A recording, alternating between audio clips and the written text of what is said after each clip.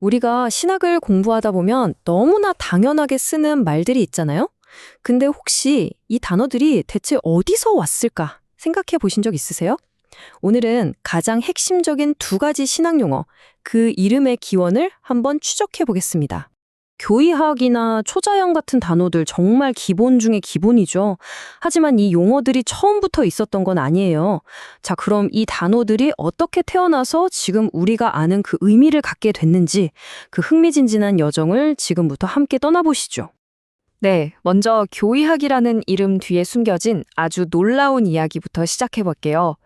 이 중요한 신학 분야의 이름이 어떻게 정해졌는지 그 배경을 한번 파헤쳐 보겠습니다.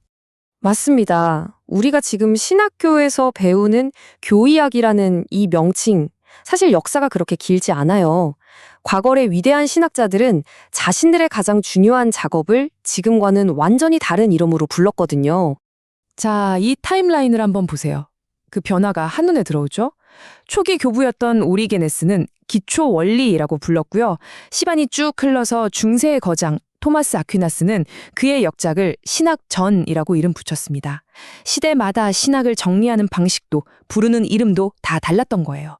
그러다가 1521년 종교개혁과 필리프 멜라니톤이 보편 논제라는 이름을 쓰면서 아주 중요한 전환점이 만들어집니다. 바로 이 멜라니톤이 사용한 보편 논제, 라틴어로는 로키 코모네스가 오늘의 이야기에서 정말 중요합니다. 놀랍게도 이 용어는 신학에서 온 게 아니라 고대 로마의 수사학, 그러니까 연설 기술에서 가져온 거거든요. 고대 로마 최고의 운변가였던 키케로가 한 말입니다. 그에게 로키는 연설할 때 주장을 뒷받침할 논리나 근거들을 찾아낼 수 있는 일종의 저장소, 보물창고 같은 개념이었어요. 신학과는 전혀 상관없는 아주 실용적인 기술이었던 거죠. 멜라니톤은 바로 이 수사학의 도구를 신학에 정말 기가 막히게 적용한 겁니다. 복잡한 철학 체계를 가지고 신학을 설명하는 대신에 성경이라는 텍스트 안에 담겨 있는 핵심 주제들, 즉 공통된 장소들을 중심으로 진리를 정리하고자 했던 거죠. 그의 방법은 아주 명확했습니다.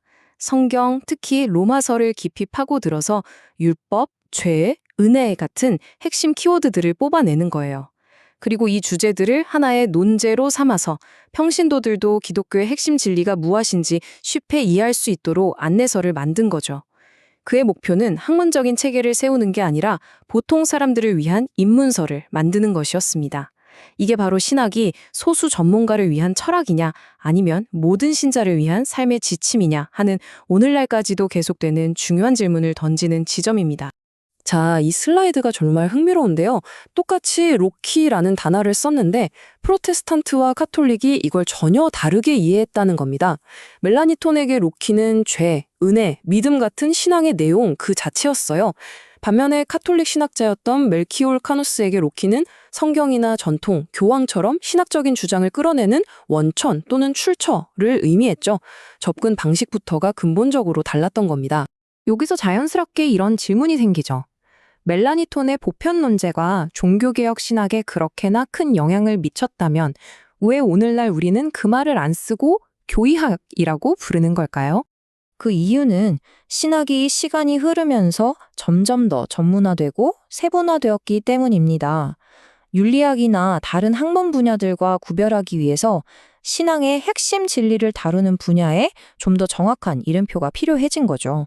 그래서 교리를 뜻하는 고대의 단어 도그마에서 파생된 교의학이라는 이름이 점차 자리를 잡게 된 겁니다. 자, 이렇게 교의학이라는 이름이 어떻게 자리 잡았는지 봤는데요. 이제는 그 교의학이 다루는 가장 중요한 개념 중 하나로 넘어가 보겠습니다. 바로 세상을 자연과 초자연으로 나누어서 보는 관점입니다. 이 구분은 지난 수백 년간 서구의 세계관을 만드는 데 정말 결정적인 영향을 미쳤습니다. 기본 개념은 간단해 보이죠. 자연은 우리가 경험하는 이 창조 세계고 초자연은 그 법칙을 뛰어넘는 하나님의 직접적인 행동을 말합니다. 물론 성경에도 하나님의 특별한 역사가 가득 기록되어 있죠. 하지만 이 둘을 완전히 다른 영역으로 날카롭게 구분하고 심지어 대립시키는 생각은 신학의 역사 속에서 점차 발전해온 개념입니다. 이런 구분은 어느 날 갑자기 툭 튀어나온 게 아니에요.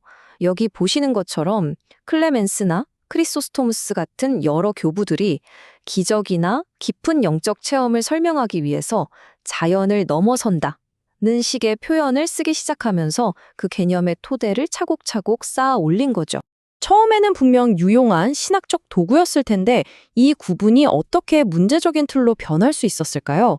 이야기의 결정적인 전환점은 바로 이 구분이 완전한 분리가 되어버리면서 시작됩니다.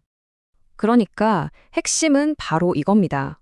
원래 하나님의 초자연적인 은혜는 타락한 자연을 회복하고 완성시키는 힘으로 이해되어야 하는데 어느 순간부터 자연과는 아무 상관없이 그 위에 붕 떠 있는 전혀 별개의 영역처럼 취급되기 시작했다는 거죠.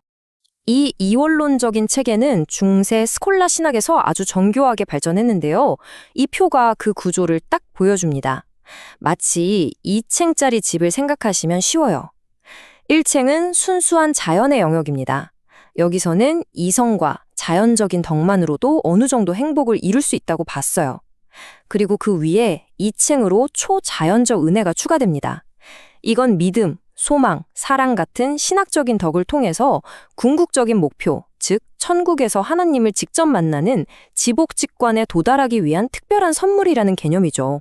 결국 이 구조가 말하는 건 명확합니다.